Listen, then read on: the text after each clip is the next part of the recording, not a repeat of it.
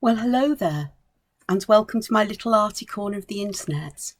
It's Monday the 6th of December, 2021 still, and it's a grey, wet, damp, gloomy December day here in the valleys of South Wales. Perfect time to be indoors, cushed up warm, and being creative. I'm starting my day off, it's 10 to 9 in the morning, to create a video that's a request from somebody to show how I colour my paper that you see me use in my pattern exploration sketchbook. And I do this often for artwork that is more personal, that I don't share necessarily. I might share pictures on social media from time to time. The reason I do this is because I like a coloured background to work on. White is nice, but it's very austere.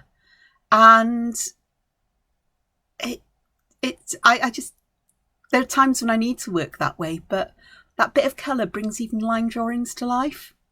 More colour even so. So I'll show you how I do this. And it's not as difficult. The supplies are what you need. If you've got them in your stash, brilliant. If you haven't, don't go out and buy a huge amount. Think carefully about the colours you like and colours you would like to use. I use distress inks because it's what I have. I also have distress oxide inks. I don't use these for this because the distress oxides are a pigment ink. They've got pigment in them, so they've got particles of powder. And I find that tends to clog my pens up. It gives a lovely velvety smooth feel to the paper. It looks lovely, but I don't enjoy drawing on it. Distress inks, though, are a dye-based ink, which means they're water soluble. The dye colours the paper, and it's like, sort of like ink from a pen, not pigment, like a fine liner pen in some ways. Distress ink is always water reactive. So if you put it on the paper and you use wet media on top, the distress ink will move. And that means that if you're using watercolours, if you've got a lot of distress ink on the paper, it will colour, say, the watercolour medium. However, you don't need a lot of distress ink to colour paper. And I'll show you how I do it today. So my supplies are, I've got some Canson Imagine paper. It's mixed media. Mixed media is great because you can use water with it to one degree or another. It's not watercolour paper. It's not meant for a huge amount, but it works for this. It's just what I happen to have, and it's already cut down to A5, so it saves me a little bit of time. There are plenty of other brands of paper out there. This I bought because I thought I wanted to try it to see what it's like for drawing on, because I'm forever trying new papers out to try and hone in on what I really like. And this is okay. It works. It's brilliant for sketchbook paper. It's brilliant for this. I have got here, and I've got a pot full of them, amongst other things.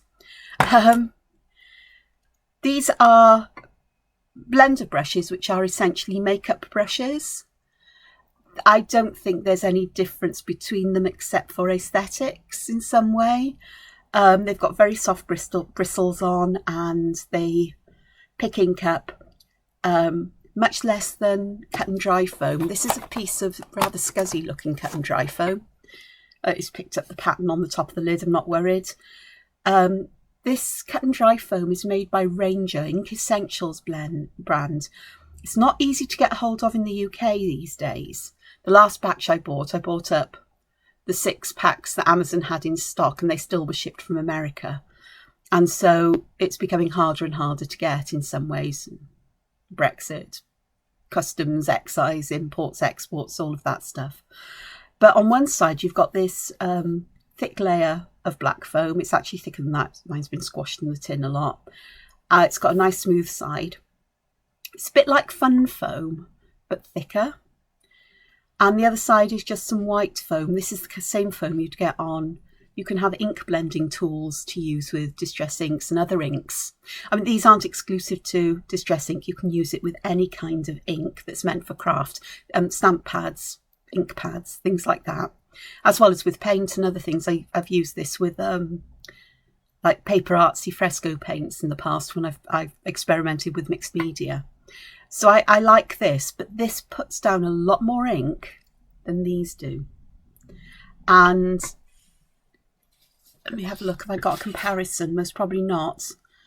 But these ones that I've used here, I'm almost positive I put these down with the foam. And I'll show you the subtler difference with using the brushes later on. I may do one of each. So I've got those. Distress inks, I've got the mini ink pads. I do have some of the larger ones. They come in cubes about this big, what, about 3-4 inches square, something like that. The mini ones are fab because they're just perfect size. That I actually have these little tins to store them in, which are great because you don't have them rattling around loose, and they serve my purpose. You can re-ink these. You can buy little bottles of re-inker, and the re-inkers can actually be really useful because you can put them into the well, you know, a drop or so into a well of a watercolour palette, add some water, or use them as they are, and use them like watercolour paints, you know, water soluble inks. So they're really useful for things like that. Oh, the other thing about this is this black side, if you heat it up with a heat tool, for crafts, not one that's meant for melting paint off windows. Craft ones get hot, but not that hot. You can then press things into this to create a stamp texture. So I could use, you know, if I wanted to, I could heat that up, press this on the top, and where things press in, you get indentations, and then you get something that results in your own brand of rubber stamp, or anything. You can use anything. You can actually use it when it's cold and use something like an old ballpoint pen to score marks and things in. Yeah, I've done that as well, and stamping with them is quite fun. So I've got those, and I've got a few tins of these. I've sort of got them in colour family, so I've got all my browns in one tin, blues and some blue greens and another, bluey greys, and so on. You get the idea, and it just makes it easier to find the colour you're looking for. Then I've got some stencils here. Now, whether I use all of these or not, I don't know, but I've got quite a large, I say I've got a large collection. I've got a fair collection of them, which I've had for many years. This has been one of my favourite ones because I love circles and circle blobs. No prizes for guessing that if you've been watching a lot of my videos and my artwork. I try to choose stencils that won't have a pattern that's too big for the paper. So this one, you can see I can put collections in, and with the brushes or with smaller pieces of cut and dry foam, you can actually control how much of the stencil you use. So, you know, I don't want a pattern that's too big, and I forgot to keep a stencil out that was perhaps I'd consider too big. These are quite sweet. They're small, and they've got patterns that are quite small on them, quite delicate, and they go with the paper. These are from Tim Holt's Stampers Anonymous. Now, I have no idea if any of these are still available, but there are many others. And these are then the mini size. You actually get them in a pack of 2 or 3. I think they're meant, I think they're layering, or can be used as layering stencils where you put one down and then the other one on the top. I don't know. This one, I've used this one. I used this one in Inktober Tangle Patterns Week this year to colour backgrounds, and everybody went, "Oh, what good idea! Not this one. I used one that's similar. What a good idea! You've put triple in the background." I said, "No, it's a stencil. I've drawn that." So I'm spending hours drawing the background. Stencils are brilliant for this. So geometric ones like this are great. This again, this one isn't too big. This is by Plaid. It's a folk art one. Again, I have no ideas. If I show you the top, I have no idea if this is available still. I bought it years ago. But, you know, there are going to be similar ones. You can see it's been used with paint, but it doesn't matter. I cleaned them off. The distress inks clean off. I just wash them under water. I've actually got some baby wipes out, or I did have. Did I put them somewhere? Yeah, I know where they are.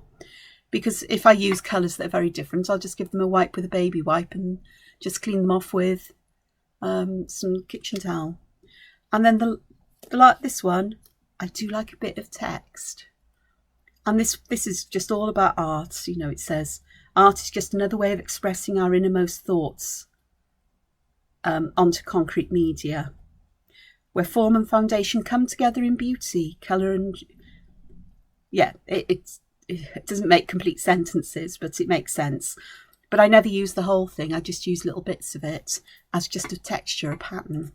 And this last one, I've got no idea, like this one, I've got no idea where this one came from. There's no company actually on the stencils. Oh yes, there is. The Crafters Workshop. I do think they still make this because these are really popular for mixed media artists. And this one, I've got no idea where this came from. None whatsoever. But it's quite a sweet, delicate little pattern. So, no further ado, let me get to getting a piece of paper.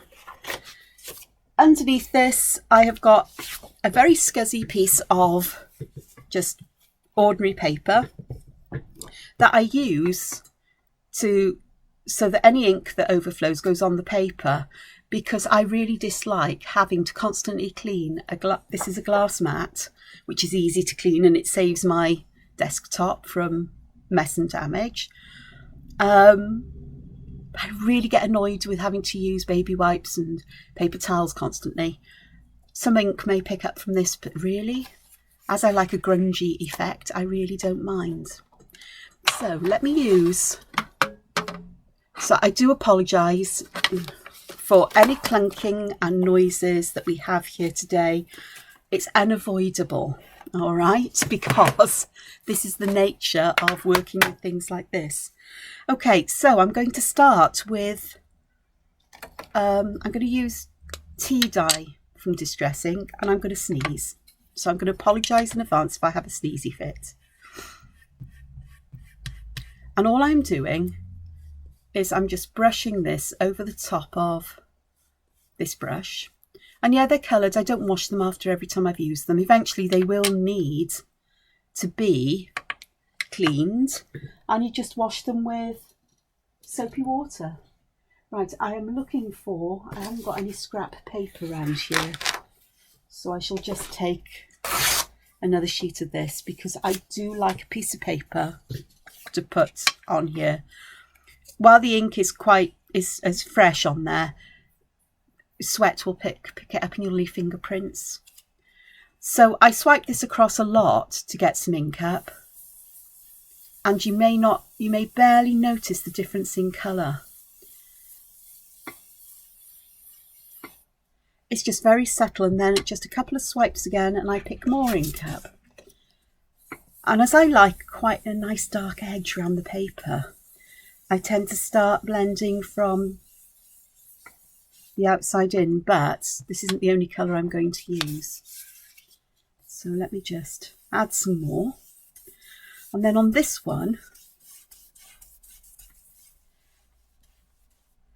that little bit of ink goes a long way as well. These brushes really do well at blending them out, so you can get a nice gradation if you want. But let me show you the difference, because I've got this cut and dry foam. And all I'm doing is I'm just going to tap it on. I'm going to, and then press it down because it will pick up more ink. And then if I use this one, the other side, because it picks up more ink, it will put more ink down. Perhaps not so noticeable with tea dye, because tea dye is quite a subtly coloured ink. It's lovely to put over, I think anyway, brighter colours, to tone them down a bit, or to give them that aged kind of feel. The lovely thing about using distress inks is that if you don't use water with them, the paper doesn't warp. Now I've got some marks here because this hasn't been exactly clean and little bits are coming off, and I don't mind that at all. So that is, it's hard to see the difference, but to my eyes, rather than through the camera, where I've used this foam, it's quicker to apply to get colour, but you get a lot more straight away, so it's harder to keep it, you know, as pale as you'd like, because this is just a background. It's not the star of the show for me. For for me, that would be whatever I draw on top. So this is just giving an interesting background for the drawings to sit upon. So if you want bright colours or intense colours, that's great, go for it. But for me, I like the more subtle ones. So that was tea dye. You're going to get some of my favourite colour combinations here now. What I particularly like with this one is, let me put that over there because I'm going to get my cut and dry foams confused. I've got a piece of cut and dry foam in every tin that I use with that colour family, so I don't cross-contaminate. What's this one? This is Broken China, which is a lovely, I don't know what kind of blue would I describe it as. It is a lovely sort of, I don't know, I've got no other name for it. But these, I bought these ones because they're colour coded. So rather than having to look at that side, I know which colour is which. And again, first inking of these, when these brushes are dry, they do need a fair amount of ink. So what I'm going to do is just put some of this blue on. Not all over, but in places. I tend to do roughly 3 areas. It's my, you know, the power of odd, as in odd numbers.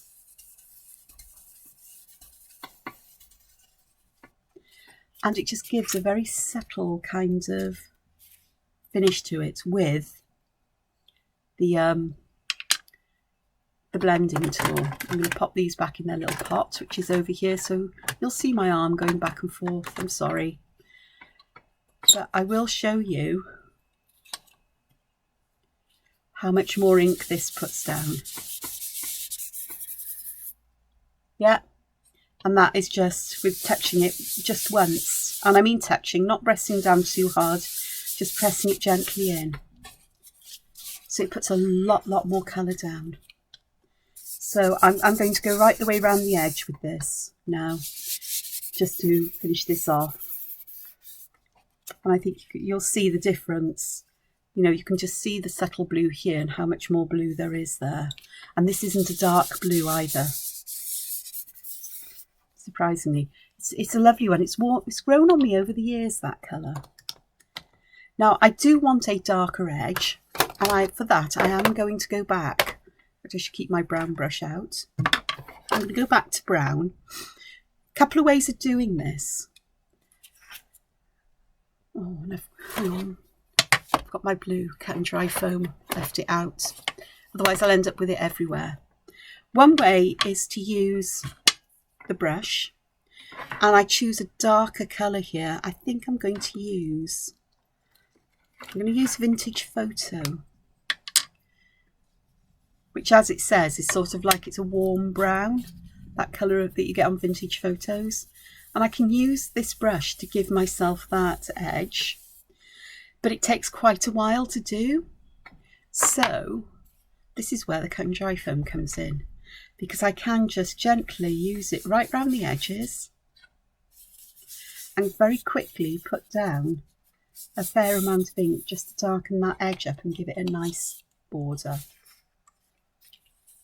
There's something lovely about having this dark border. It's almost like it frames whatever goes on inside without having a frame. And it just makes my little arty heart quite happy.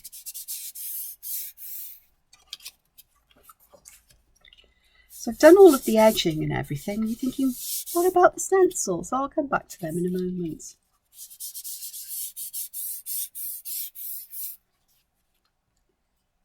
So I've done that. Okie dokes, got that there. Okay, so I'm going to use a stencil now. And I've got blue, I've got browns. So I'm going to, think I might use a green. And typically the greens are at the bottom of the pile, shuffling around. And I'm going to choose one that isn't brightened in your face particularly. So I'm going to choose green. I may not now. Actually, I will. There's one here that's called Iced Spruce. And iced spruce is a greyish green colour. and I've got a particular fondness for it, but I think it would go quite nicely here. Now then, got this. I'm going to use a brush for it. Let me use the words. So I'm going to get some on the brush. I'm just going to gently work the brush over here. And that is very, very subtle actually. I can see it. I think I might need to load some more ink on. I can just about make it out, but it's not really showing up very well for you either. It's the subtle effects of what I like. You see, that's much better. That one really does show up. It does dry back a little, but there are other things you can do to get this to disappear. You can see I'm just using part of the stencil just to give that little hint of texture.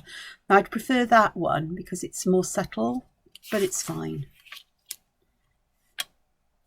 And just perhaps a bit more here where the first one I put down didn't do very well. And that's fine. Just like that. And there I've got a background. Now then, this is the one thing I forgot to pick up, and I bet you I can't find it now. 2 ticks. Yes, I can. I've got a spray bottle here. It's a very old distress sprayer.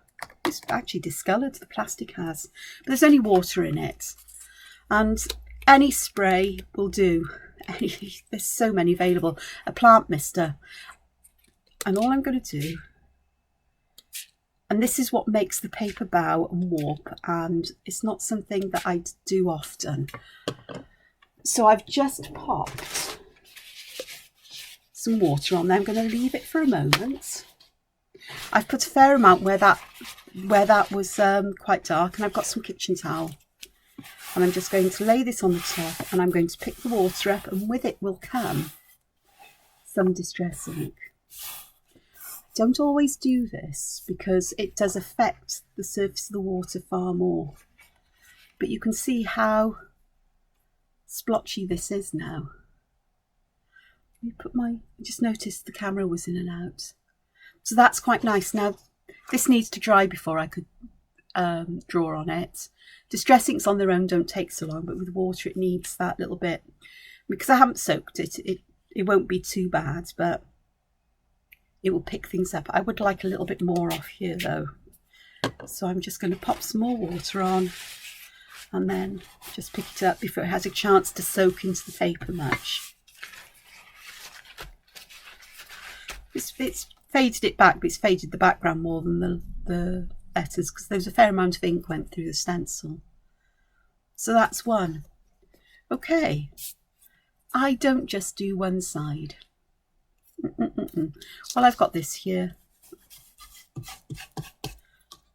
I'm going to put some stenciling down first because there's some ink on here, and if I use this brush to move it through here, I won't have to wash this. You see how there's only a little bit of ink there, but there's just a very subtle background now. Okay, so what colour next shall I use? You'll all be screaming at me, use this, use this, use this. Let me have a look. There are some lovely new colours in the Distress line. I haven't got the latest ones, this year's ones, but I've got last year's. Because I want them in the mini sizes, because that really does go with, my collection really. You can't get mini inks in the Distress Oxides because of the way that Distress Oxides are formulated and work.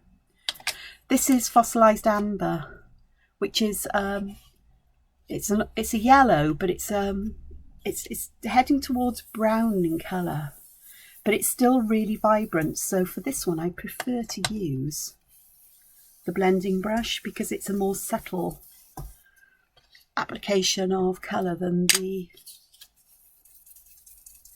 blending foam, or the cut and dry foam, or the blending tools. These blending brushes actually work far better, in my opinion, than the blending tools, which are sort of like round wooden discs with handles on with Velcro underneath, and you put the blending foam underneath, which has got sort of like a black top that sticks to the Velcro, and then that white kind of foam on the bottom. I just prefer these. They seem to work quicker but more subtly as well. I think it's because they've got a bigger, perhaps a bit of a bigger surface area, I'm not entirely sure. So that one is much brighter. It doesn't look so on the camera, but trust me, it is. Okay, and with that colour, I am going to use some blue. I'm going to use one of the newer distress inks. This is called Speckled Egg, if I can open it.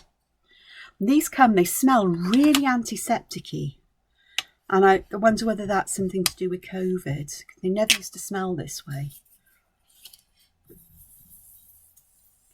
Don't think it's anything to do with the formulation of the ink. Hardly anything there, because I need to work it into the brush to begin with. It's quite a pale colour, but it's a really nice bluey grey. Show you. So it's this kind of robin's egg blue almost. So it's quite a bluey grey colour. So it'll mix and make a kind of green. Oddly, if you mix grey with yellow, it makes a green as well.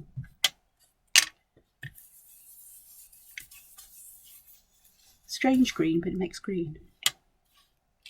So I'm just adding some there for interest. And then I'm going to do my edging, and I will use some blue for this. I'm going to use, actually, yeah, let's go with this one. This is Faded Jeans, which is a denim, like a washed denim blue, not faded, but you know. And I am using the cut and dry foam for this because I'd be here forever with blending brushes, and I can control how far in I go depending on how much of the foam I add ink to and how much I move the foam into the centre of the paper. I've already got some stenciling on this one. If the paper does warp when you add water, a couple of things you can do. One is to put it under some heavy books or heavy weights for a while. That'll help to flatten it out. The other thing is you could bravely put it between pieces of thick paper and use a coolish iron, or a cool iron to begin with, and actually iron it flat. This one will be okay because I only put it on one side and I didn't use very much. I'm not going to do that on this side, but I am going to use a stencil, and I'm going to use a different stencil. Let's use this one, and I am going to use the Speckled Egg, because yet why not? Let's layer up the stencils. There's no rule that says you can't do this. Yeah, the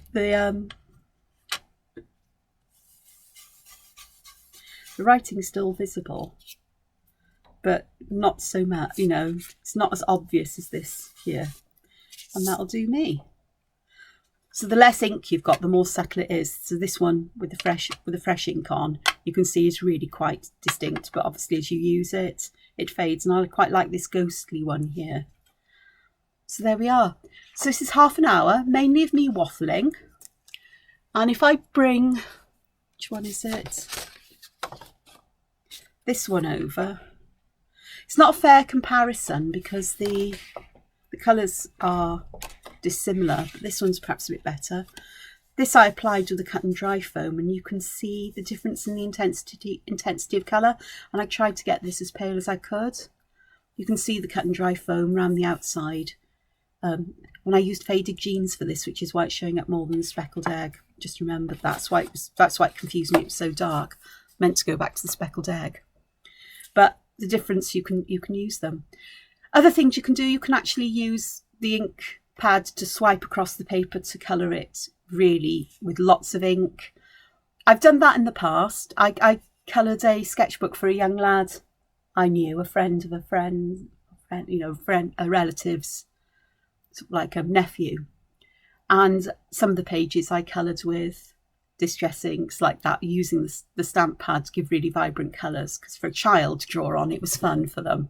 For me, I prefer something a little more subtle, and that is a bit too much for me perhaps there, but we'll see. It's nice. So shall I do one more? Oh, I think so. Because let's go to some colours that greens and blues and browns and so on, often my favourite kinds of colours to use. But if I show you this is the blues for distress ink. This one, the Mermaid Lagoon, is lovely. It's a really lovely, it's almost an ocean blue. It's got a hint of green in it, but not much. I have a particular fondness for chipped sapphire. It's a very dark blue. I didn't use it to edge that other one. Stormy Sky is a blue-grey. Weathered Wood is a blue-grey, but it's a paler blue. And I've got the greys in here as well. Hickory Smoke, which is a nice grey. Pumice Stone is quite a browny pinky grey. It's quite a warm grey. If I show you then, I've got the yellows here, and I've had to reshuffle them with the new colours, so I've put the very yellow greens in, like Crushed Olive and Twisted Citron. Twisted Citron is in your face, lime green, perfect for Halloween, along with some purples. But lovely Scattered Straw is such a pale colour. It's very, very subtle when you apply it. It's very lovely. Squeezed Lemonade is quite a bright yellow, but it's very pale in colour as well. But some lovely, and there are differences between these colours, even though they look the same. Carved Pumpkin is really bright orange again, quite Halloweeny. Go to the reds. You can see there seem to be gaps in the palette, and not so many of some groups of colour, and it is what it is. But Candied Apple is a really rich red. It's a lovely red. Don't use it often. This is one of that's Ripe Persimmon, which is a lovely red orange. That one I'm particularly fond of here. Worn Lipstick is a pink, and it's a funny pink. It's not a favourite of mine. Fired Brick is interesting because it is that rich brick colour, red brown. Balm Door is more red than it shows on there. The new one is Crackling Campfire, which is really a red orange. I don't find it as, it's more red than the Ripe Persimmon. I'm not sure about that one though. Then Pinks and Purples we have here. Open the tin the correct way, Angela. These are, I love some of these. Seedless Preserves is perhaps my most favourite in this lot. In some ways, it's a lovely purpley pink colour. It's in between purple and pink, and it's lovely. So I may use that one now. But I also particularly like Victorian Velvet, and yes, I've got two of them. How I manage that, who knows? It's because I'm a dippy mare and don't think when I buy things sometimes. I think I bought the cube on its own, and then they became only available in sets at one time. So I bought the set for the other colours, and I had another Victorian Velvet in there. I went, oh, it's fine. It's a favourite one. It's okay. Shaded Lilac is nice. It's very, very pale, and it needs to be built up, but it's a very subtle one. Spun Sugar is also a very one. Picked Raspberry, which I insist on calling pickled raspberries, is lovely. It's a nice pink. Kitsch Flamingo is a bright pink. Wilted Violet is a very bright purple. I much prefer the Dusty Concord, because I think my days of going into the howling colours seem to have faded into the past.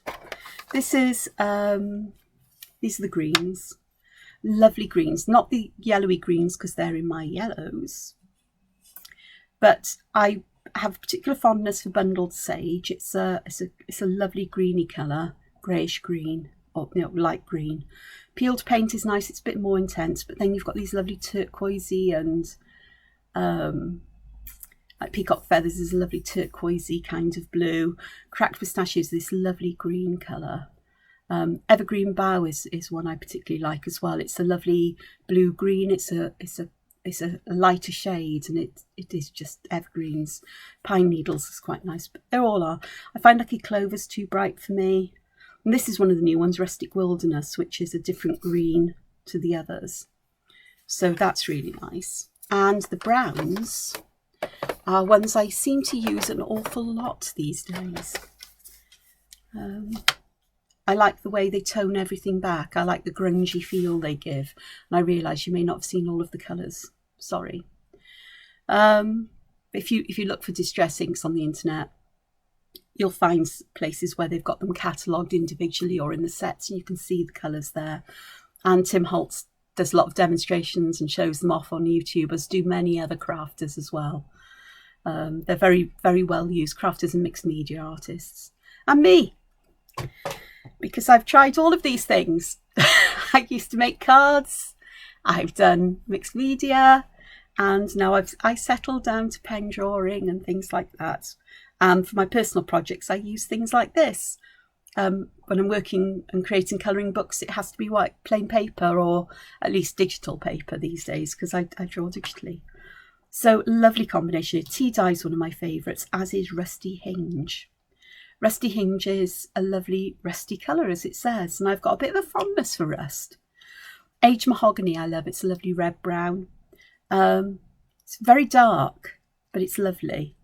And some others, like the Antique Linen and Old Paper, are really interesting colours. Old Paper is sort of like it's a palish green, and it looks like old paper. Antique Linen is sort of a creamy browny kind of colour, and again it's subtle, but it's really quite nice. So I think I might take the Antique Linen out, because I'm going to do one more. And I said I liked seedless preserves, didn't I? That's one of my favourites. So something a bit different for the backgrounds. And for the Antique Linen, now I've got this here, and I've got no idea which colour set this came out of. It's the blues, because the blues are missing one. To show you, you can't really tell from the ink pads what colour this is going to be on the ink, nor from the lid. So we'll get there. So I do want the this for the Antique Linen, and what I'm going to do with this, because the last colour I used on here was quite dark, I'm going to pick some Antique Linen up and just clean it off on there. You can see it's very subtle but very nice. So I'm putting this down first, because if I put the other one down first, this cut and dry foam would, oh look, there's one of these ink blending tools I was telling you about, the foam on the other side. I dislike them. I much prefer either this or the blending brushes. Just pop that there.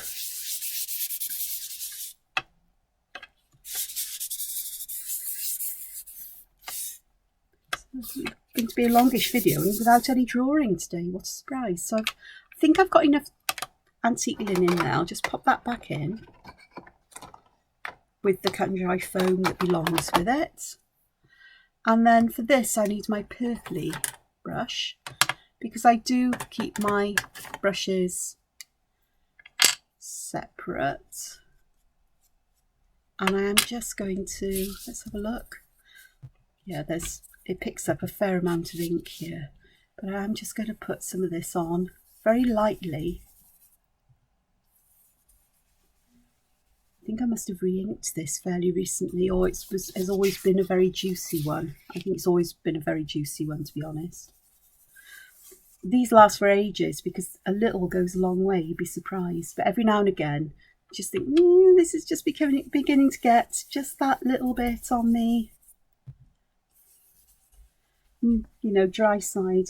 Just give it a couple of drops of re-inker and it re-energizes it. You can also get a re-inking, not a re-inking, but a revitalizing spray. I don't know if they still sell it. I've discovered I had a bottle of it not long ago. So if the ink pads have become dry because the lid hasn't been on, you can just give it a quick squirt with that and leave it for a while, and it just re-wets any, the dye that may have dried off. Now these aren't fingerprints, it's just how I've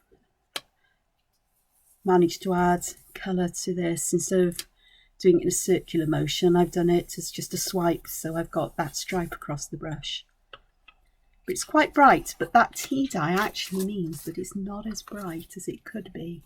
If I show you on paper that I haven't added tea dye to, bet you I can't get any on there now. Don't know if you can see the difference in colour.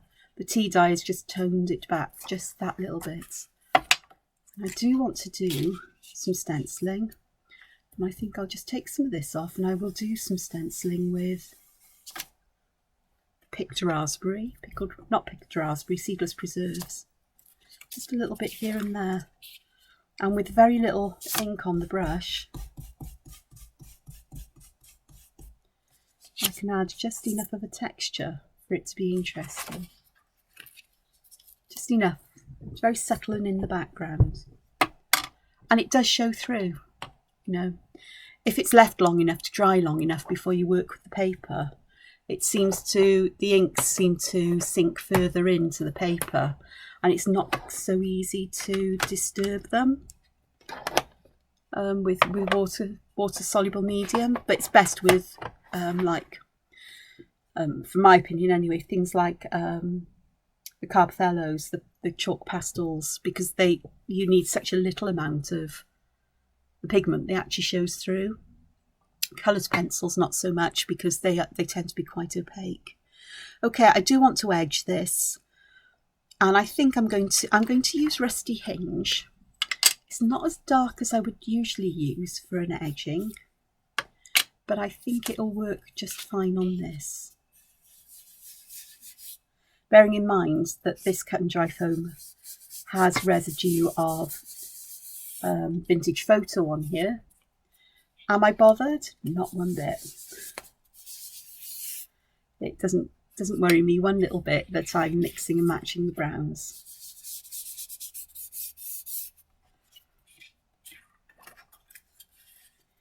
This isn't about the foreground, it's about giving an interesting background. Again, I could spray this with water, but I'm thinking I don't like to do that because of the way the paper warps. So there we are. So I have here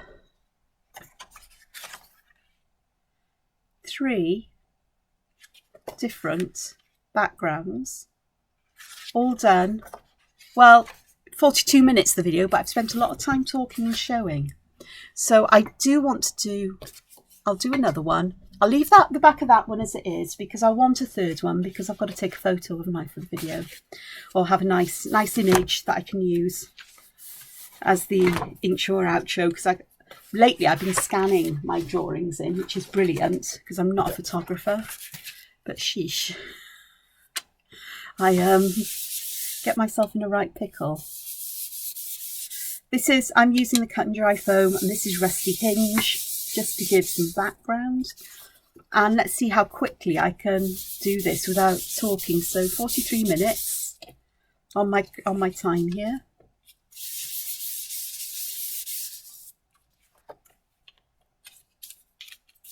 Again, I'm not bothered about streaks and stripes.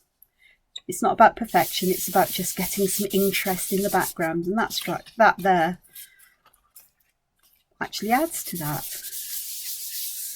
Yeah, so that's that one. The hardest time I have is working out what colour I would like to use next.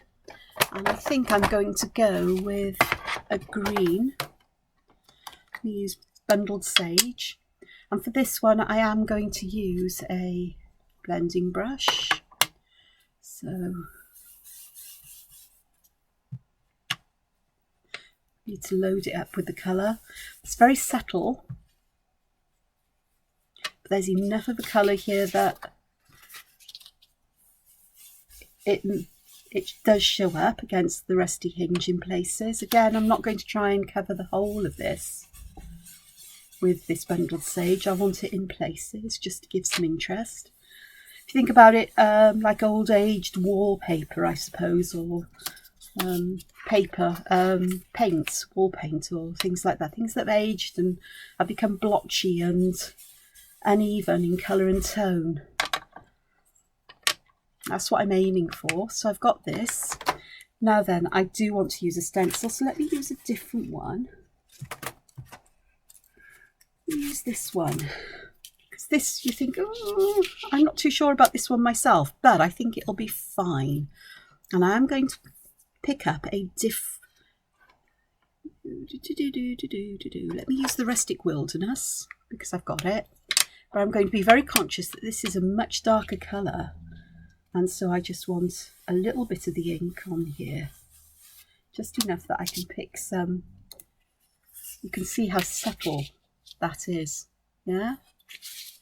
Over here. So let me just pick a little bit more up.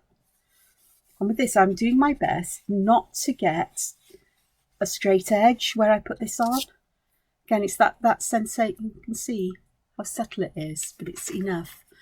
I want that feeling that it's like things have ripped or torn off.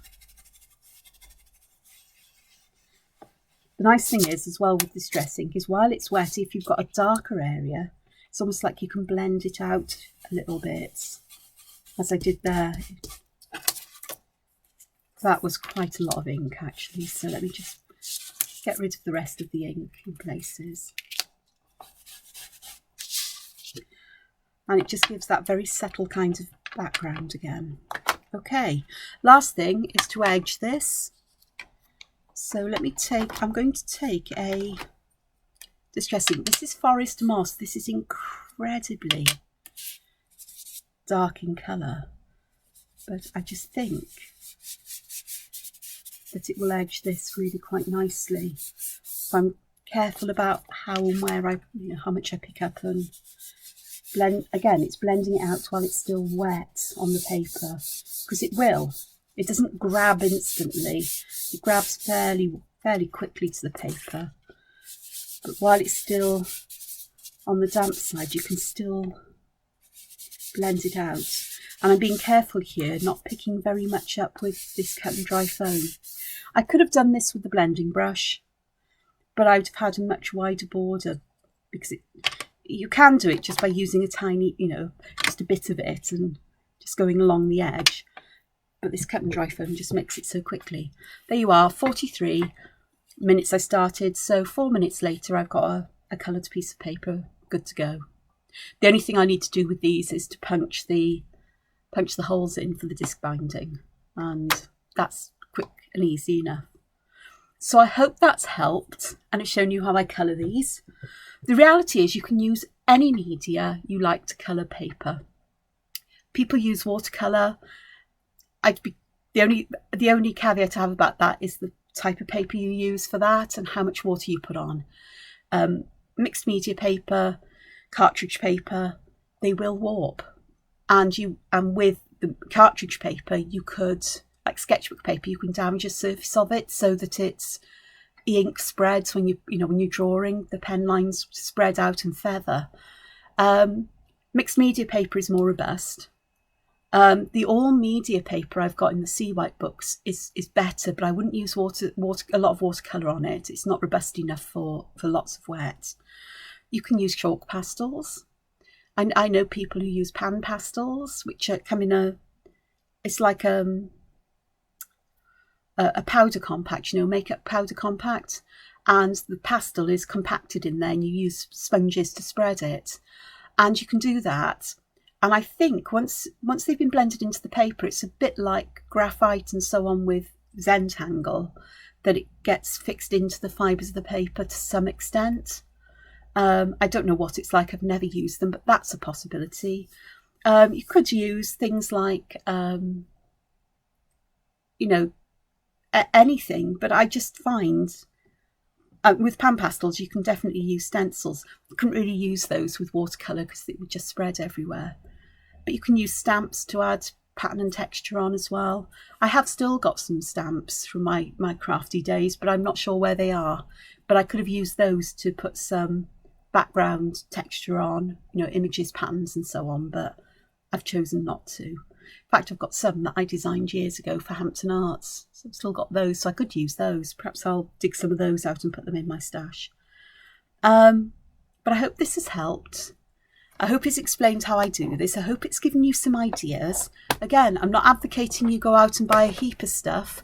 If you're intrigued by distress inks, think about what colours you would most often use and just pick up those. Just pick up a small number, see if you like them. This cut and dry foam I use, fun foam that you pick up from a craft shop, would most probably work as well, though it would be a lot thinner. So I'd suggest cutting it into pieces and sticking them together so you've got a thicker layer to use.